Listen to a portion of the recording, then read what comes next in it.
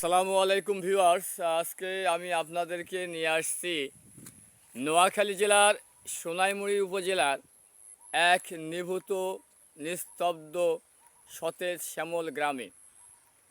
আপনারা দেখছেন এই গ্রাম বাংলার অপরূপ এক রূপলীলায় অবরুদ্ধ এই মাঠটি। এটি মূলত ঈদগাহ আমিনবাজারের পাশেই একটি স্বপ্নময় মাঠ। মাঠটির প্রাকৃতিক সৌন্দর্য, মনোমুগ্ধকর পরিবেশ আপনাদের যে কাউকে নিঃসন্দেহে এখানে আনার অনুপ্রেরণা জুগিয়ে রাখবে ইনশাআল্লাহ।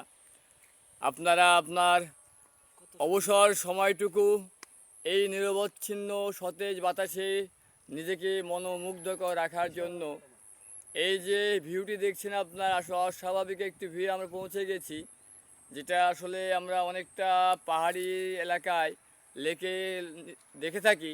ঠিক তেমনি একটি পরিবেশে এই ভিউটি আমরা দেখতে পাচ্ছি, সেই ঈদগাহ আমিনবাজারের পাশে এই ভিউটি। তা আপনাদেরকে যদি এই ভিউটি ভালো লেগে থাকে নিঃসন্দেহে একটি লাইক তো দিতেই পারেন।